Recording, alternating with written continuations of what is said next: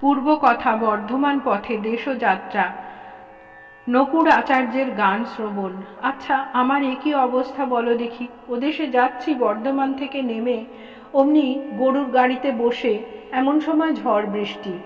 আবার গাড়ির সঙ্গে কোত্থেকে লোক এসে জুটলো। আমার সঙ্গের লোকেরা বললে এরা ডাকাত। আমি তখন ঈশ্বরের নাম করতে লাগলাম, কিন্তু কখনো রাম রাম বলছি, কখনো কালী কালী, কখনো হনুমান হনুমান, এইসবই বলছি। এ কিরকম বলো দেখি। ঠাকুর এই কথা কি বলিতেছেন যে এক ঈশ্বর, তার অসংখ্য নাম, ভিন্ন ধর্মাবলম্বী বা সম্প্রদায়ের লোক মিথ্যা বিবাদ করিয়া মরে? শ্রী রামকৃষ্ণ বলরামের প্রতি কামিনী কাঞ্চনী মায়া, ওর ভিতর অনেক দিন থাকলে হুঁশ চলে যায়, মনে হয় বেশ আছি। ম্যাথর গুয়ের ভাঁড় বয়, বইতে বইতে আর ঘেন্না থাকে না। ঈশ্বরের নাম গুণ কীর্তন করা অভ্যাস করলেই ক্রমে ভক্তি হয়। মাস্টারের প্রতি ওতে লজ্জা করতে নাই, লজ্জা ঘৃণা ভয় তিন থাকতে নয়। ওদেশে বেশ কীর্তন গান হয়, খোল নিয়ে কীর্তন।